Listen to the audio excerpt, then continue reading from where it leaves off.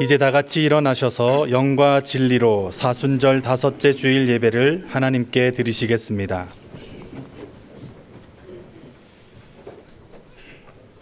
우리가 마음의 뿌림을 받아 악한 양심으로부터 벗어나고 몸은 맑은 물로 씻음을 받았으니 참마음과 온전한 믿음으로 하나님께 나아가자. 아멘.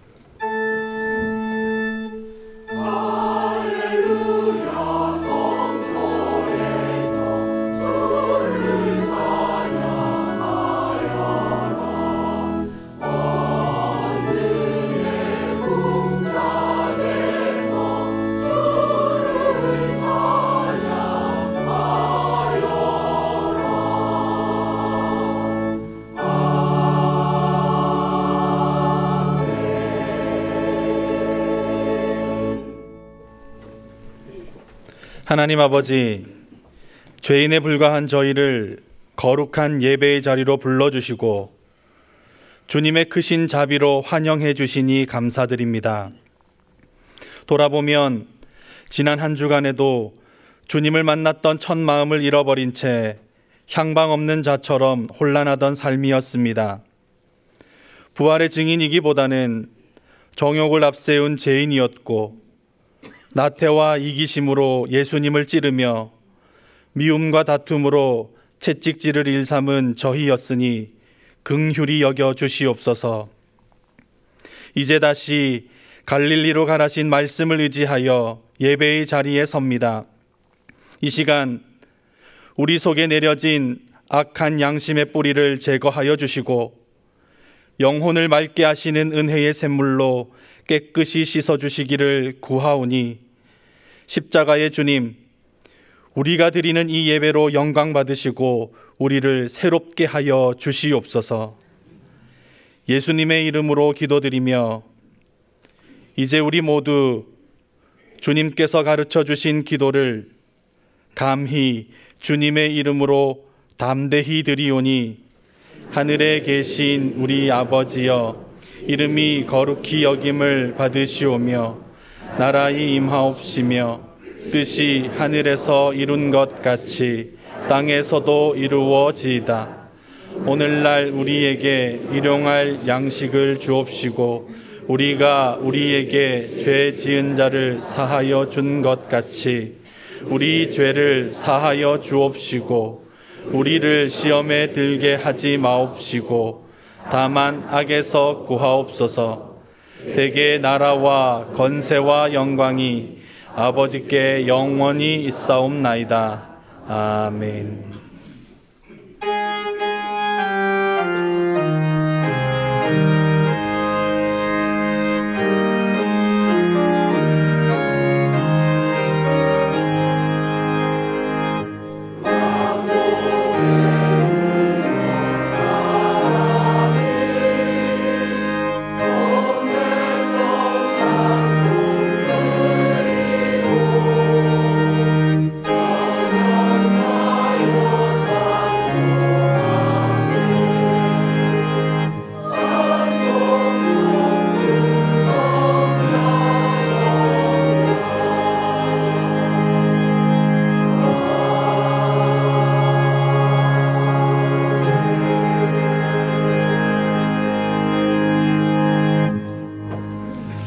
교독문 128번을 함께 교독하시겠습니다. 교독문 128번입니다.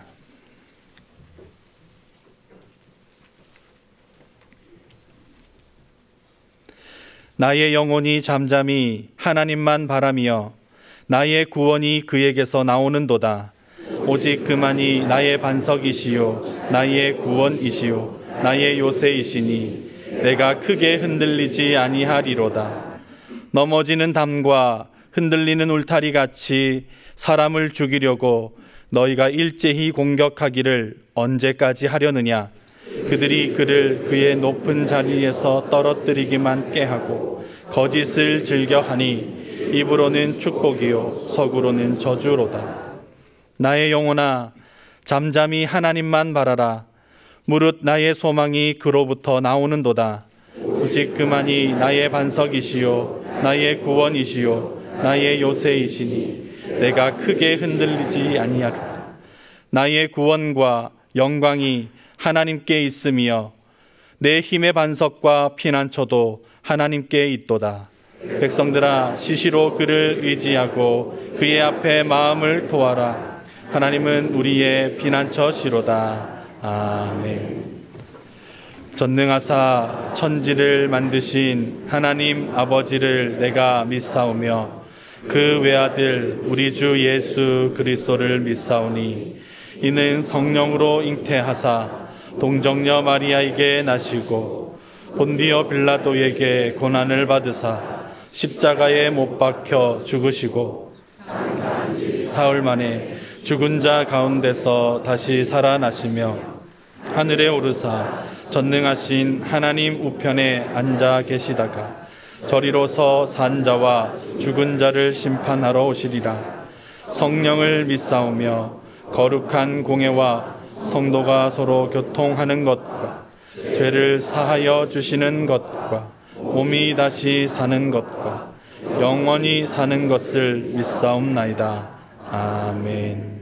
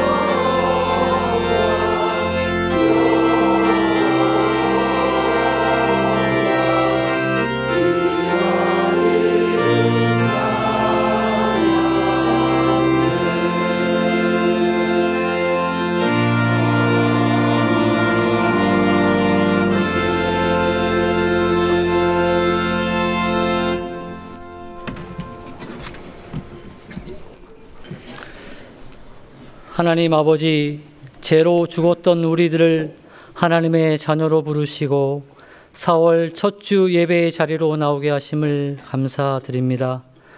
주님의 뜻이 우리의 삶 속에 임하시며 주님 알기를, 주님만 바라보기를 소망합니다. 한 주일 동안 돌아보면 하나님의 은혜가 아닌 것이 없고 우리가 누리며 살아가는 모든 것이 하나님의 은혜임을 감사드립니다. 하나님 아버지, 지난 한 주간도 우리를 위해 십자가를 지신 주님을 묵상하면서 살아가길 원했지만 분주한 일상 가운데 주님을 순간순간 놓치며 살 때가 많았음을 고백합니다. 은혜 아니면 살아갈 수 없다고 고백은 하지만 내가 가진 것 누리기를 더 좋아하고 우리의 첫사랑을 잃어버리고 소금과 빛의 사명을 다하지 못하며 살았습니다. 저희를 용서해 주십시오. 우리 삶 속에 들어온 주님의 말씀이 우리 삶의 어두운 절망 가운데 소망을 보게 하시고 우리 삶의 막막한 문제 가운데 주님의 뜻을 보게 하옵소서. 주의 말씀이 우리 안에 역사하셔서 우리가 살아있기를, 주님의 음성 듣기를 소원합니다. 아직 일꾼이 필요한 각 부서의 성도님들이 자원하는 마음을 들게 하시고 결단할 수 있는 믿음과 용기를 주옵소서. 하나님 아버지, 마음이 힘든 성도에겐 주님의 따뜻한 위로가, 경제적으로 힘든 성도에겐 주님이 주시는 새 힘을, 육신의 질병으로 힘든 성도에겐 주님의 치료가 함께하기를 기도드립니다. 예배의 자리, 은혜의 보좌 앞에 나온 우리를 긍휼히 여겨 주시고 온전한 회개와 상한 마음이 치유되게 하옵소서. 올 한 해도 저희들 삶 속에서 말씀을 가까이 하고 기도를 생활화하며 하나님을 더 알게 하시고 하나님과 더 가까워지는 삶을 살게 하옵소서. 하나님 아버지, 국민들이 양극화로 나눠진 우리 민족을 이제 우리 모두가 하나 되어 기초를 다시 쌓게 하시고 여야의 모든 정치인들과 공직자들은 헌법 정신을 생각하고 국민들은 무너진 헌법과 법률을 잘 지켜서 회복하는 이 민족 되게 하옵소서. 우리 100주년 기념교회가 한국 기독교 100년의 신앙과 정신을 잇고 한국 기독교 200년을 향한 바른 길닦기의 사명을 감당하는 교회가 되기를 기도합니다. 이 시간에도 하나님 말씀에 순종하며 하나님만 바라보며 묵묵히 사명을 감당하는 개척교회 목사님들, 오직 복음 가지고 세계 곳곳에서 사역하시는 선교사님들에게 주님의 사랑과 위로와 평안을 주시옵소서.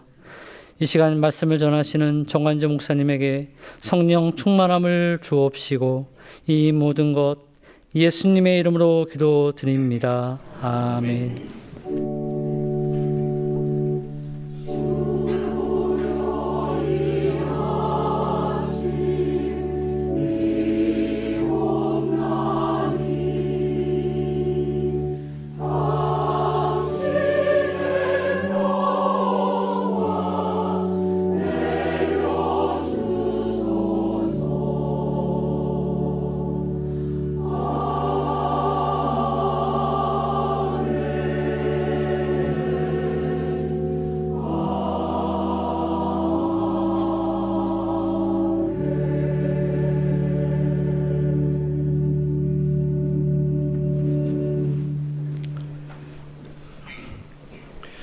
교회 소식을 알려드리겠습니다.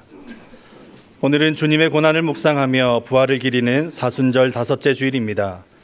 사순절의 예전색은 보라색입니다. 다음 주일은 고난주일이며 예전색은 붉은색입니다. 미얀마에서 발생한 지진으로 인한 구호를 위해 월드비전을 통해 5천만 원을 지난 수요일 긴급 지원했습니다. 첫째 주일인 오늘은 우리 교우님을 위해 홍보관 2층 양화진 선교사 전시실인 양화진 홀을 개방합니다. 상임위원회가 이번 주 목요일 오후 7시 30분에 선교기념관 한경직 홀에서 열립니다. 고난주간 특별 새벽기도회가 4월 14일 월요일부터 19일 토요일까지 잡힌 바 된 그것을 잡으려고라는 주제로 열립니다. 이 기간 동안 새벽 기도회를 마친 후 바로 출근 또는 등교하는 분들을 위해 빵과 음료가 제공됩니다. 주님께서 못 박혀 돌아가신 것을 기념하는 성금요일 예배가 4월 18일 금요일 오후 8시 30분에 홍보관 예배실에서 있습니다. 이날 금요 기도회는 성금요일 예배로 드립니다. 2024년 결산 보고서 승인에 대한 공동의회 투표가 4월 27일 주일 오전 7시 30분부터 오후 5시 30분까지 진행됩니다. 휴대전화기와 현장 투표소를 통해 참여하실 수 있습니다. 투표 대상자인 공동의회 개최일 3주 전을 기준으로 우리 교회에 등록된 지 6개월 지난 세례교인은 주중에 보내드린 문자를 참고하셔서 홈페이지 안내 및 공지에 교회에서에 게시된 2024년도 결산감사보고서 의결을 위한 공동의회를 숙지해 주시기 바랍니다. 문자를 받지 못하신 분은 홍보관 3층 사무실과 1층 친교실에서 선거인 명부를 확인해 주시기 바랍니다. 수정 및 추가 사항은 20일 주일까지 담당 교역자와 사무국에 요청해 주시기 바랍니다. 교우님의 많은 관심과 참여 부탁드립니다. 양화진 봉사관 증축 공사로 주일 2부 예배 공간이 부족합니다.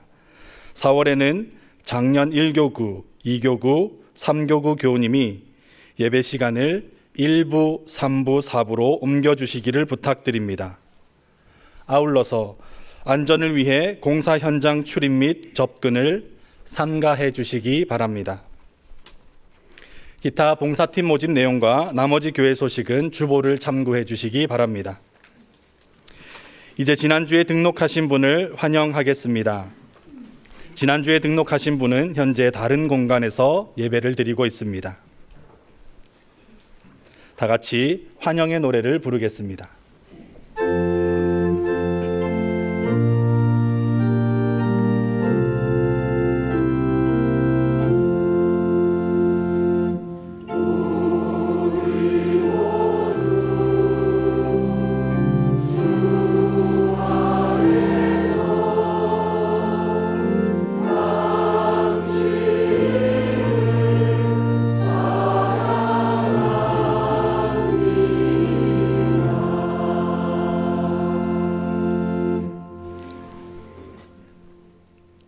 사랑의 주님, 새 가족들을 이곳 양화진으로 불러주시고 함께 예배하며 주님의 자녀로 함께 지어져 가게 하심을 감사드립니다. 하나님의 지극히 풍성하신 은혜를 헤아리지 못한 채 육체와 마음에 원하는 것만을 추구했던 과거의 욕심과 아집을 버리고 이제는 주님께 머리 숙이며 생명이신 주님을 맞아드립니다. 삶의 모든 자리에서 새 가족들을 도우시사 세속의 욕망으로부터 자유로운 사람 되게 하여 주시고 하나님의 자녀다운 정직함과 신실함을 덧입어 살게 하여 주시옵소서. 하나님께 잡힌 바 된 증인의 삶을 목적하며 살아갈 때에 이전에는 몰랐던 새 기쁨과 즐거움이 그 삶의 날마다 풍성하게 이어지게 하시고 이들이 속한 모든 곳에서 복음의 향기가 진동하게 하여 주시옵소서. 이제 한 교회로 부름받은 저희들 사랑의 수고를 아끼지 않는 동력자 되어서 서로 아끼고 품어주며 이해하고 용납하는 하나님의 나라를 이곳 가운데 세워가게 하여 주시옵소서. 예수님의 이름으로 기도드립니다. 아멘. 박수로 환영하겠습니다.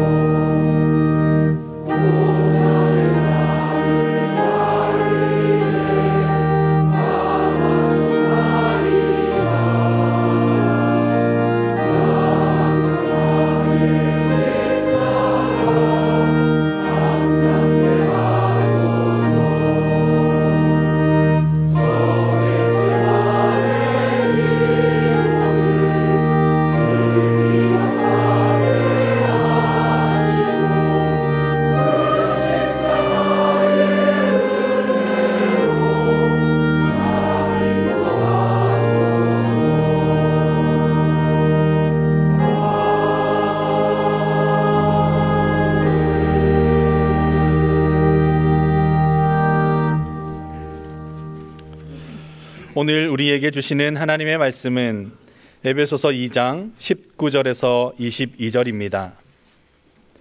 신약성경 312쪽입니다. 에베소서 2장 19절에서 22절입니다. 제가 봉독하겠습니다. 그러므로 이제부터 너희는 외인도 아니요 나그네도 아니요 오직 성도들과 동일한 시민이요 하나님의 권속이라. 너희는 사도들과 선지자들의 터 위에 세우심을 입은 자라.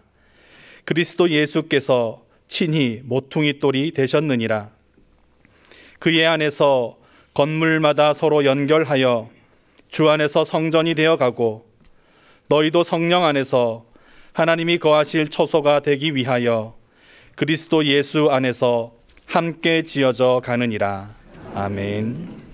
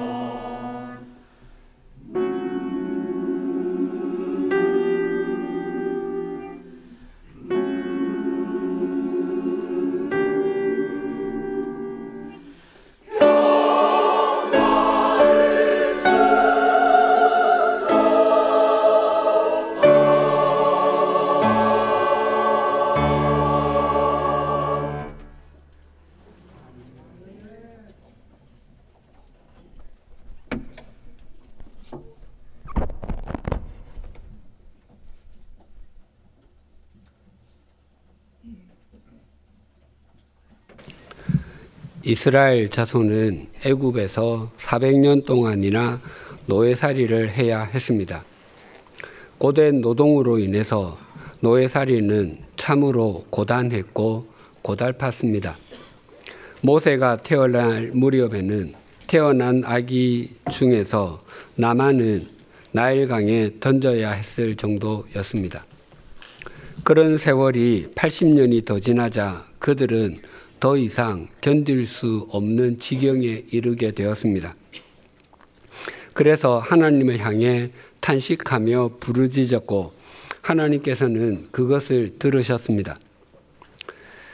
그리고 하나님께서는 그들의 조상 아브라함과 이삭과 야곱에게 세우신 언약을 이루실 때가 되었음을 기억하시고 모세를 통해서 그들을 애굽에서 벗어나게 하여 가나안 땅을 향하게 하셨습니다.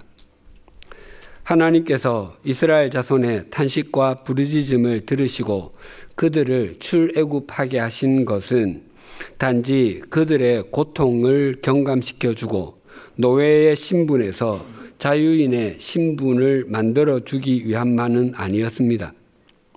하나님께서는 그들이 하나님을 닮은 거룩한 백성, 구별된 삶을 사는 백성이 되기를 원하셨습니다. 그래서 하나님께서 그들에게 허락하여 만들게 하신 것이 성막이었습니다. 성경에서 성막은 다양한 이름으로 불립니다. 대표적인 이름은 장막이었습니다. 그것이 표면적으로는 이동시설인 천막이었기 때문입니다. 그리고 그 안에 10계명의 돌판이 있다고 하여 증거의 장막이라고 불리기도 했습니다. 뿐만 아니라 하나님께서 그곳에서 이스라엘 자손을 만나 주셨기 때문에 회막, 즉 만남의 천막이라고 불리기도 했습니다. 그 외에도 성소, 하나님의 집 등으로 불렸습니다. 마당까지 포함한 성막 전체의 면적은 동서방향으로 100규빗, 남북 방향으로 50규빗이었습니다. 1규빗은 팔꿈치에서 손가락 끝까지의 길이로 약 45.6cm입니다. 그래서 성막은 동서방향으로 약 45.6m, 남북 방향으로 약 22.8m, 그 넓이는 약 1040제곱미터입니다. 그것을 평수로 말씀드리면 315평 정도입니다. 우리 교회는 지금 양화진 봉사관 증축 공사 중에 있습니다. 그 공사 대지 면적이 약 735제곱미터, 223평 정도 됩니다. 하나님께서 거하실 성막이 양화진 봉사관 증축 공사 면적의 1.5배 정도였습니다. 출애굽한 이스라엘 자손은 가장인 장정만 해도 60만 명이 넘었습니다. 그들에게는 대부분 가족이 있었을 것입니다. 그리고 출애굽한 사람들은 이스라엘 자손만이 아니라 수많은 잡족도 함께 있었습니다. 그래서 출애굽한 사람들은 최소한 200만 명은 넘었을 것입니다. 그럼에도 하나님의 집은 315평이었습니다. 그것도 마당까지 합친 넓이였습니다. 그 성막에서 가장 중요한 공간이 성소와 지성소입니다.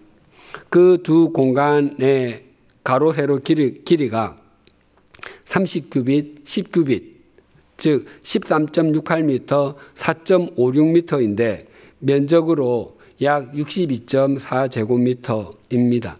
평수로 하면 18.9평입니다.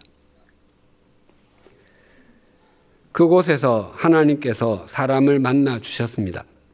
천지 만물을 창조하신 하나님께서 19평도 되지 않는 그 좁은 곳에 거하시며 사람을 만나 주시겠다고 하셨습니다.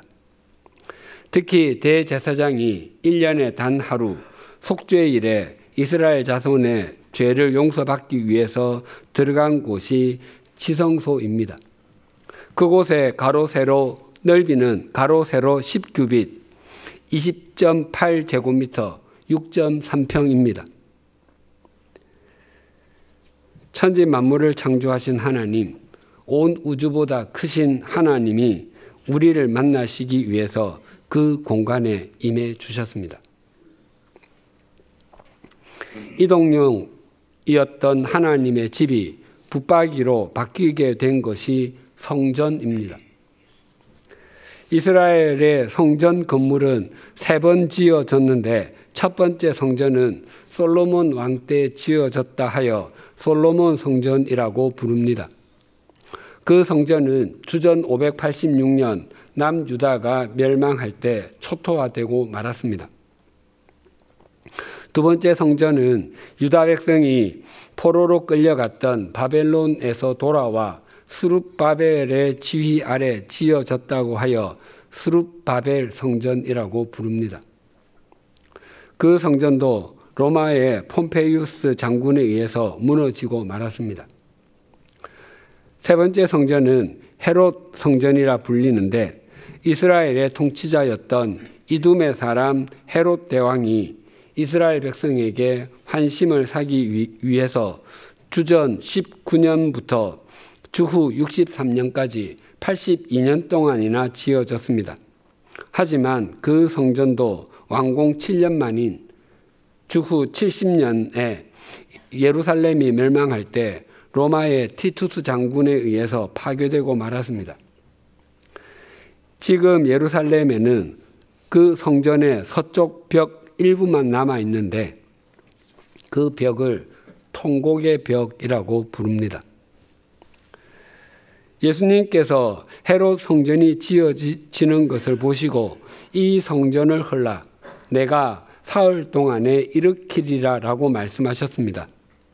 그 말을 들은 유대인들은 이 성전이 46년 동안이나 지어지고 있는데 어떻게 허문 뒤에 사흘 동안에 다시 일으킨다는 말인가 라고 반문하며 그 말을 이해하지 못했습니다. 예수님의 말씀을 이해하지 못한 것은 예수님의 제자들도 동일했는데 후에 예수님께서 부활하신 후에야 예수님께서 말씀하신 성전은 예수님의 몸이었다는 것을 깨닫게 되었습니다. 예수님께서 부활하실 당신의 몸을 가리켜 성전이라 말씀하신 이후로 건물 성전의 시대는 끝이 났습니다. 이제는 건물을 성전이라고 하지 않고 예배당이라고 부릅니다. 건물 성전 시대가 끝나고 이젠 무엇을 성전이라고 부르는지 성경은 이렇게 말씀합니다. 고린도전서 6장 19절과 20절입니다. 너희 몸은 너희가 하나님께로부터 받은 바 너희 가운데 계신 성령의 전인 줄 알지 못하느냐. 너희는 너희 자신의 것이 아니라 값으로 산 것이 되었으니 그런즉 너희 몸으로 하나님께 영광을 돌리라. 어떤 건물의 이름은 그 건물의 크기나 모양, 재질보다 그 안에 누가 있는지에 따라 명명되는 경우가 더 많습니다. 우리는 의사와 간호사, 환자들이 있는 건물을 병원이라고 부릅니다. 또 학생과 교사가 있는 건물을 학교라고 부릅니다. 예수님 당시에 예루살렘에 가장 웅장한 건물이 있었습니다. 거기에는 구별되게 살아야 할 많은 제사장이 있었습니다. 또 그들은 자신들을 신뢰하지 않고 하나님을 신뢰해야 하는 사람들이었습니다. 뿐만 아니라 그들은 이스라엘 백성이 하나님께 제사, 즉 예배를 드리러 오면 그들을 하나님께로 연결시켜주는 연결고리와 같은 역할을 해야 하는 사람들이었습니다. 하지만 그들은 일반 화폐를 성전 화폐로 바꾸어 주면서 부당한 이익을 챙겼고 제물로 드리는 짐승을 팔면서 터무니없는 이득을 남기며 사람들의 재산을 강탈했습니다. 사람들은 그 웅장한 건물을 성전이라고 불렀습니다. 하지만 예수님께서는 강도의 소굴이라고 부르셨습니다. 당시 제사장들은 사람과 하나님을 이어주는 연결고리의 역할을 했던 존재가 아니라 강도와 흡사하였기 때문입니다. 성경은 우리 안에 성령님께서 계시기 때문에 우리 몸이 성령의 전이라고 말씀합니다. 그리고 우리는 우리 것이 아니라고도 말씀하십니다. 그럼에도 불구하고 우리 각자는 끊임없이 고개를 가로저으며 삶으로 내 인생은 나의 것, 내 인생은 나의 것, 나는 모든 것 책임질 수 있어요 라고 노래를 부릅니다. 그러나 인생을 살아갈수록 내 인생은 내 것이 아니라는 것을 절감하게 됩니다. 내 생각대로 되는 것보다 그렇지 않은 것이 비교할 수 없을 정도로 많고 내가 걸으려고 했던 길보다는 다른 길로 가게 되는 것이 인생이라고 인정하지 않을 수 없게 됩니다. 그러나 하나님의 품으로 돌아와서 지난 자신의 삶을 되돌아보면 자기 생각대로 되지 않은 것이 하나님의 신비한 역사였고 자신이 걸은 다른 길은 하나님께서 나를 위해서 예비하신 길이었다는 것을 확인하고 감사를 드리게 됩니다.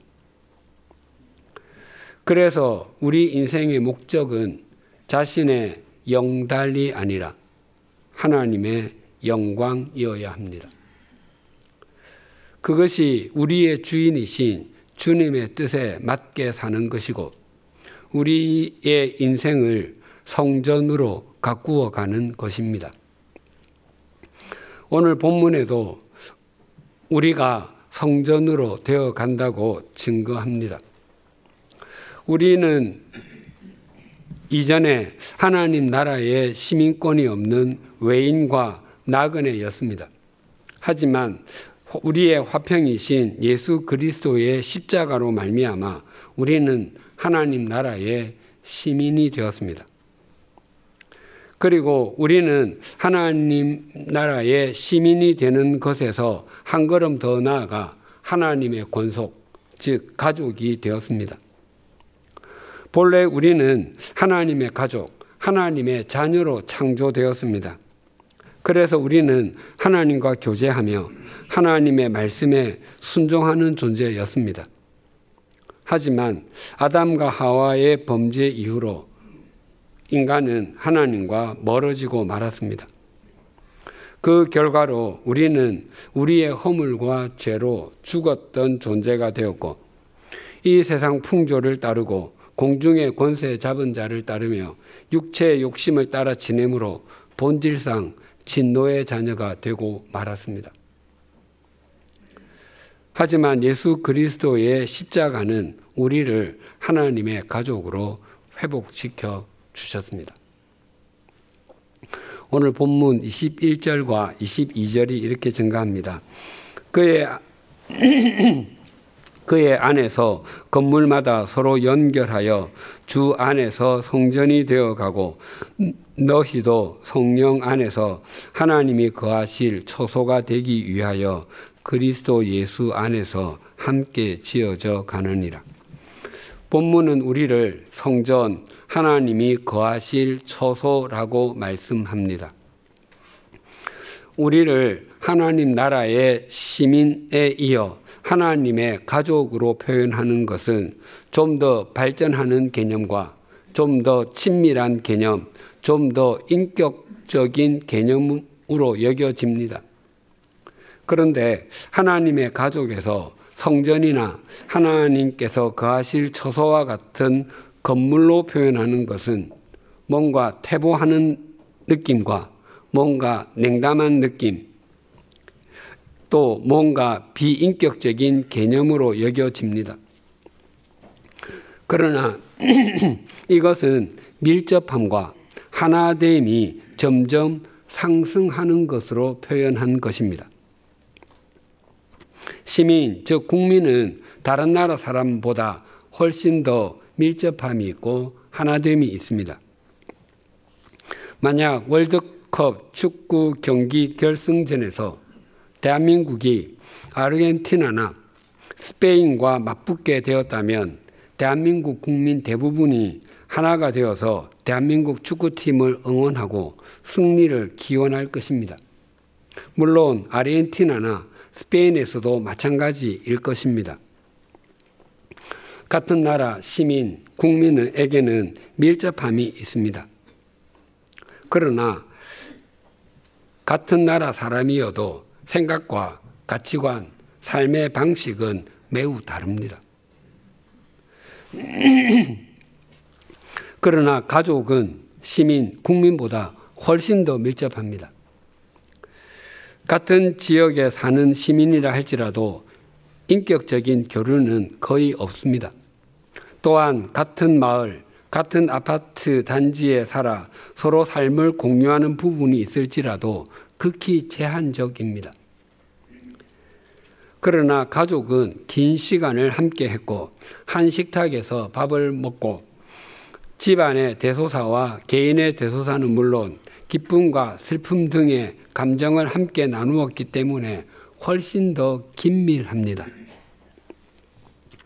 그러나 본래 한 가족이었던 사람이라 할지라도 지금은 여러 가지 이유로 서로 다른 지방에 사는 가족도 많고 심지어 해외에 사는 가족도 적지 않습니다.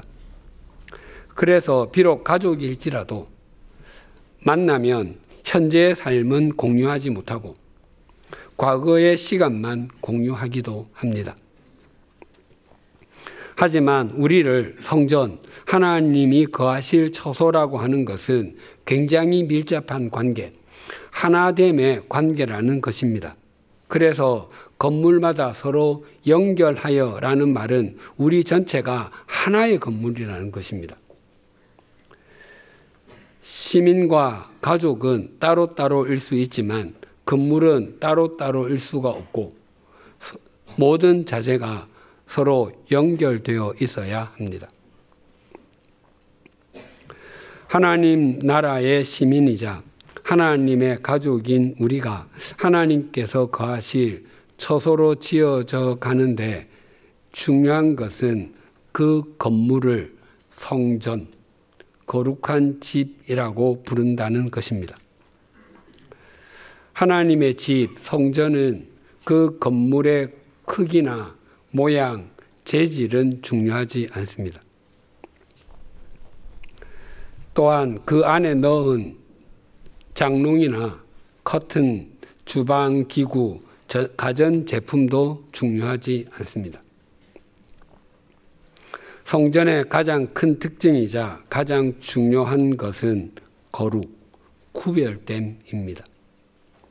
이것이 없다면 성전은 더 이상 의미가 없습니다. 오늘날 한국 교회가 반드시 회복해야 하는 것 중에 하나는 거룩함입니다.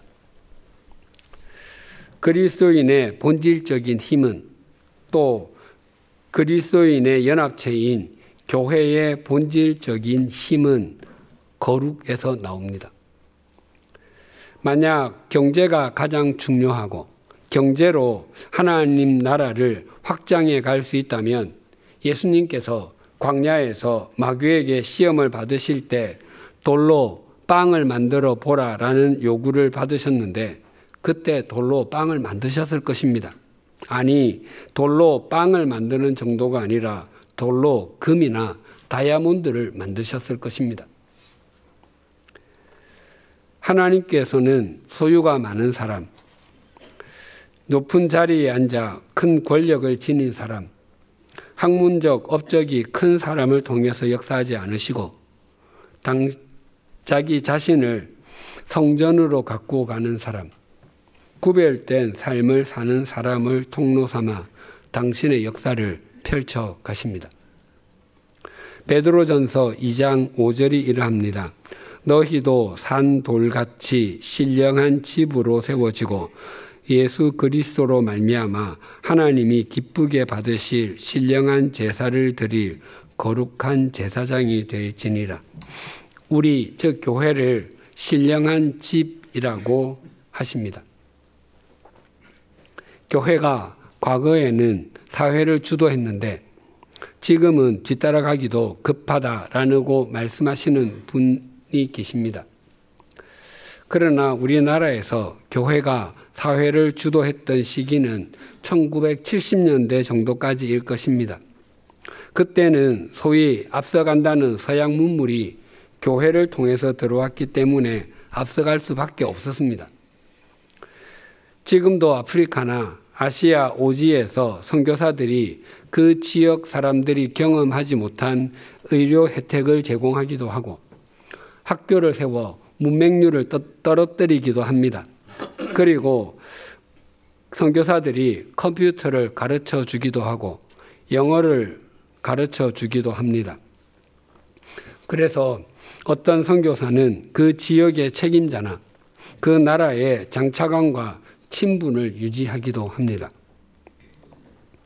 그런 지역은 틀림없이 여러 면에서 사회를 앞서가는 곳일 것입니다. 그러나 문명의 측면에서는 교회가 사회를 앞서갈 수 없습니다. 왜냐하면 사회, 즉 세상은 세속적 가치관이 판을 치는 곳이라 표현할 수 있는데 더 많은 부와 눈에 보이는 것이 전부라고 여기는 것을 추구하는 곳이고 교회는 영원한 가치관, 진리와 생명을 추구하는 곳이기 때문입니다. 그런 측면에서 교회가 사회를 앞지르려고 하면 교회는 부패하고 말 것입니다. 오늘은 주님의 고난을 묵상하며 부활을 기리는 사순절 5째 주일입니다. 예수 그리스도께서는 우리를 하나님 나라의 시민이 되게 하시고 하나님의 가족이 되게 하시며 점점 성전다운 성전이 되어가게 하기 위해서 십자가에서 대속의 피를 흘려주셨습니다. 만약 우리가 성전이 되어가는 것을 거부한다면 예수님의 십자가를 무의미하게 만드는 것입니다. 혹 자신의 삶이 그러했다면 참회하고 돌이키십시다. 우리는 하나님의 섭리와 역사하심을 통해서 시차를 두고 100주년 기념교회로 부르심을 받았고 하나의 공동체를 구성하고 있습니다. 우리 각자가 100주년 기념교회이기도 하고 성전이기도 한 것입니다. 그러나 우리의 참된 성전됨의 여부는 이 예배당 안에서가 아니라 이 예배당에서 흩어진 이후 우리의 일상의 삶을 통해서 드러나게 됩니다. 우리가 오늘 이 예배당에서 예배를 드리고 일상으로 돌아간 다음 월요일부터 토요일까지 그저 세속적 가치관만 추구한다면 우리는 세상 사람들과 다를 바가 하나도 없을 것입니다. 그 경우 우리가 세속적인 가치관을 추구하면 추구할수록 그리스도인과 교회는 더욱 손가락질의 대상이 될 것이고 세속적 가치관을 추구하는 그리스도인은 아무리 많아져도 우리 사회의 갈등과 반목은 점점 더 커지기만 할 것입니다. 그러나 우리가 오늘 이 예배당에서 예배를 드린 후 우리 각자의 일상으로 흩어져 월요일에서 토요일까지 십자가에서 피를 흘려주심으로 우리를 하나님 나라의 시민이 되게 하시고 하나님의 가족이 되게 해주신 주님을 주인으로 모시고 성전이 되어 간다면 우리가 어디에 있든 무엇을 하든 이 시대를 새롭게 하는 진정한 주님의 통로가 될 것입니다. 예수님께서 산상수훈에서 이렇게 말씀하셨습니다. 마태복음 5장 13절에서 16절입니다. 너희는 세상의 소금이니 소금이 만일 그 맛을 잃으면 무엇으로 짜게 하리요?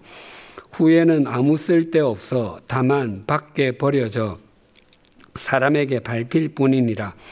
너희는 세상의 빛이라. 산 위에 있는 동네가 숨겨지지 못할 것이요 사람이 등불을 켜서 말 아래에 두지 아니하고 등경 위에 두나니 이러므로 집 안 모든 사람에게 비치느니라. 이같이 너희 빛이 사람 앞에 비치게 하여 그들로 너희 착한 행실을 보고 하늘에 계신 너희 아버지께 영광을 돌리게 하라. 예수님께서는 제자들에게 너희는 세상의 소금이다. 너희는 세상의 빛이다 라고 말씀하셨습니다. 예나 지금이나 소금의 가장 중요한 역할은 맛을 내는 것입니다. 소금이 전혀 들어가지 않은 음식을 먹는 것은 거의 고문에 가까울 것입니다. 너희는 세상의 소금이다 라고 말씀하시는 것의 이면은 세상은 맛이 없는 곳이다. 세상은 그리스도인들을 통해서 맛이 나는 곳이다 라는 의미를 담고 있습니다. 세상 사람들이 세상에서 추구하는 것은 크게 세 가지: 돈, 섹스, 즉 쾌락, 그리고 권력입니다. 사람들은 그것을 움켜쥐는 것이 만난 인생을 사는 것이라 여기고 그것들에게 절대적인 가치를 부여하여 어떻게 해서든지 더 큰 것을 또 더 많이 갖기 위해서 동분서주합니다. 그러나 세상은 참된 맛 그리고 영원한 맛을 낼 수 없는 곳입니다.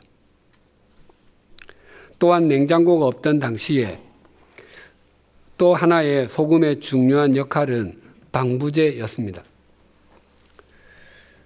음식을 긴 기간 보관하기 위해서 소금에 절이곤 했습니다. 그러니까 이 말씀은 세상이 부패하지 않도록 막는 역할을 하는 존재가 제자들, 그리스도인들이라는 의미입니다. 그런데 예수님께서는 만일 소금이 그 맛을 잃으면 아무 쓸데없어 밖에 버려져 사람들에게 밟힐 뿐이라고 경고도 하셨습니다. 우리나라의 소금은 대부분 천일제염입니다. 즉 바닷물을 끌어다가 염전해서 만드는 것입니다. 그래서 소금이 그 맛을 잃는다는 것이 무슨 의미인지 빨리 와닿지 않습니다. 유럽의 관광지 중에 소금 광산이 여러 곳에 있습니다. 즉 바다에서 만드는 소금을 제염이라고 한다면 산에서 채취하는 소금을 암염이라고 합니다. 오스트리아에서 가장 유명한 도시 중에 하나이자 모차르트의 고향인 잘츠부르크도 그 뜻이 소금성입니다. 이렇듯 유럽의 소금은 대부분 암염, 즉 돌에 붙은 소금입니다. 예수님께서는 그 암염을 염두에 두고 말씀하시는 것이었습니다.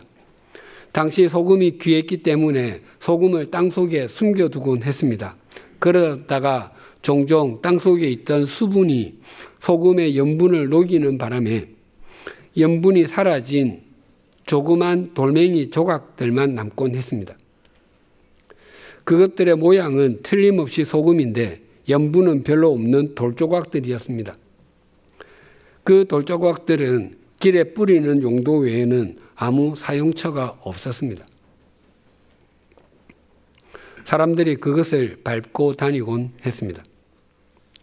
맛을 잃은 주님의 제자들이 이런 대접을 받을 것이라고 말씀하셨습니다. 오늘날을 교회의 위기라고 합니다. 또 교회가 타락했다라고 말하기도 합니다. 그것은 교회를 구성하고 있는 우리 그리스도인들이 그 맛을 잃었다는 의미일 것입니다. 또한 예수님께서는 너희는 세상의 빛이다 라고 말씀하셨습니다. 빛의 가장 중요한 역할은 어두움을 몰아내는 것입니다. 즉 세상은 어두운 곳이라는 것입니다. 우리가 캄캄한 공간에 있을 때는 그곳이 청결한지 아니면 그 안에 걸림돌이 될 만한 것은 없는지, 또한 자신의 얼굴에 무엇이 묻었는지 아닌지 등을 알지 못합니다. 그러나 그 공간에 불이 켜지는 순간에 모든 것이 다 드러나게 됩니다. 한 사람의 인생에 빛이신 주님께서 들어가시지 않으시면 그 인생이 얼마나 어둠 속에 있는지, 또 얼마나 그 인생이 추한지 분간이 되지 않습니다. 그러나 주님의 빛이 비치는 순간에 자신의 실상을 직면하게 됩니다. 또 빛에는 인도하는 역할이 있습니다. 어두운 산길을 운전해 가는데 자동차의 헤드라이트가 고장이 났다면 운전해 갈 수 없을 것입니다. 오늘날은 과히 속도의 시대입니다. 생각의 속도가 모든 것을 결정한다라고 말하기도 합니다. 그러나 바르지 못한 방향으로 질주하는 속도는 흉기가 됩니다. 시속 300km의 속도로 질주하는 경주용 자동차는 관중들에게 흥미진진한 볼거리를 제공합니다. 그래서 사람들은 자동차 경주를 보며 열광합니다. 그러나 만약 그 자동차가 경주장이 있지 않고 사람들이 많이 모여 있는 광장으로 질주한다면 그것은 살인 무기가 됩니다. 세상은 바른 방향을 알지 못하는 곳입니다. 예수님께서는 우리에게 바른 방향을 제시하는 빛이 되라고 말씀하십니다. 그래서 세상 사람들이 우리 사는 모습을 보고, 그래, 저 사람들의 삶이 바른 것이야, 나도 저렇게 살고 싶어 라고 고백하게 하라는 것입니다.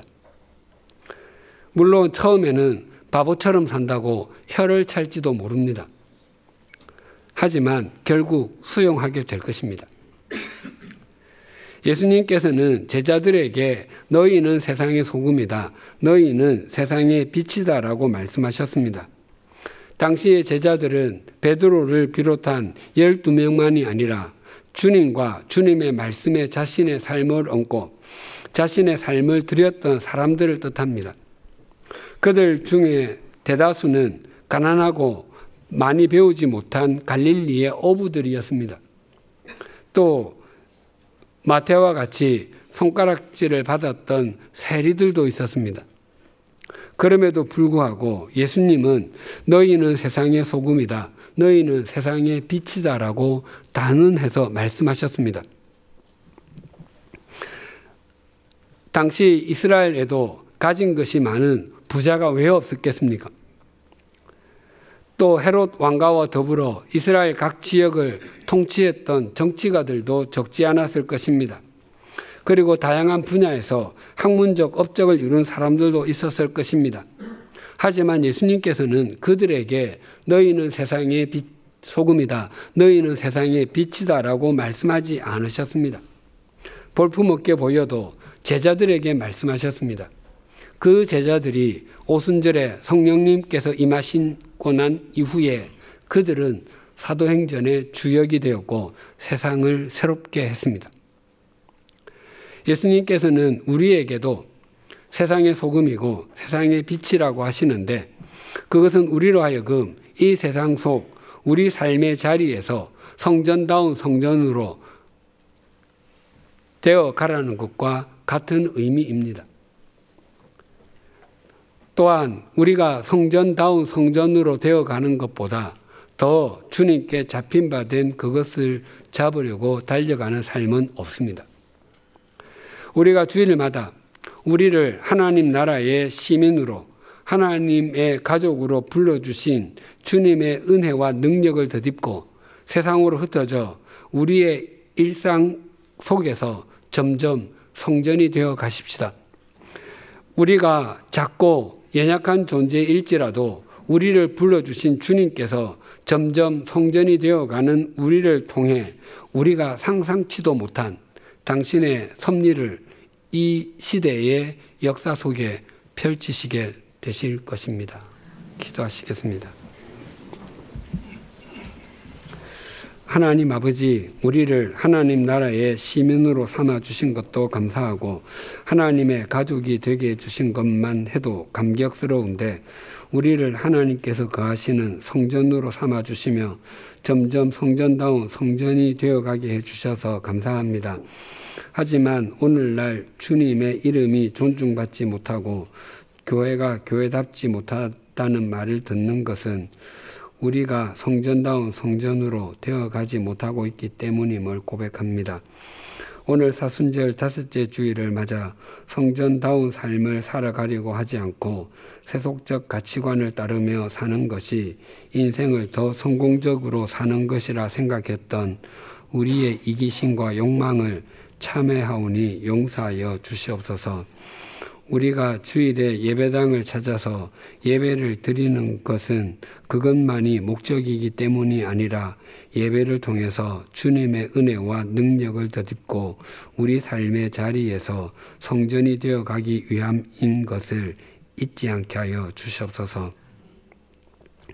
대통령 탄핵 심판에 대한 헌법재판소의 선고가 내려졌습니다.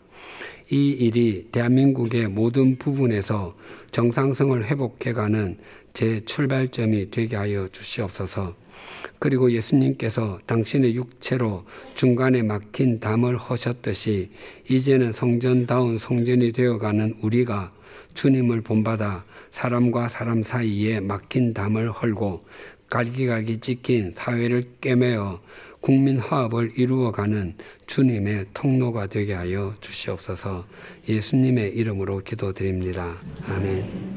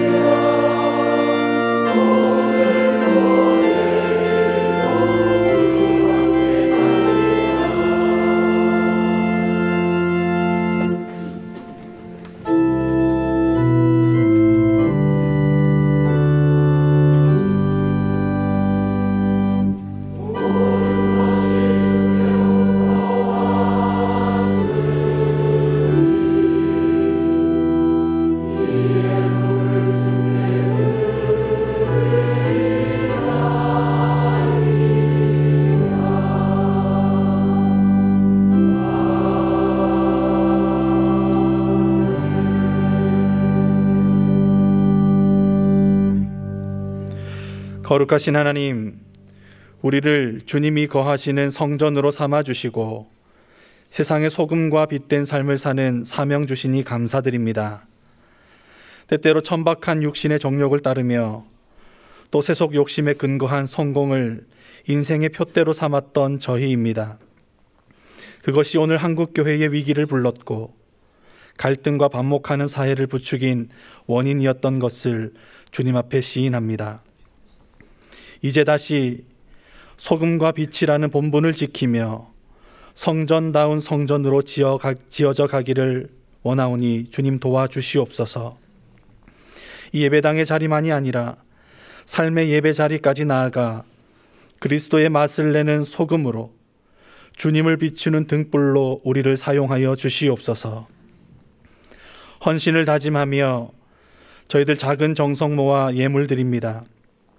성전에서 흘러나오는 생수와 같이 이 예물이 온 누리로 흘러가게 하여 주시고 닿는 곳마다 생명과 소망과 평화와 기쁨이 회복되는 은혜가 있게 하여 주시옵소서.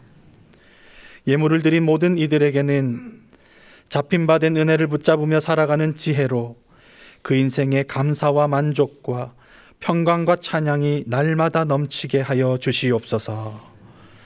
예수님의 이름으로 봉헌 기도드립니다. 아멘. 주위에 계신 분들과 인사 나누시겠습니다.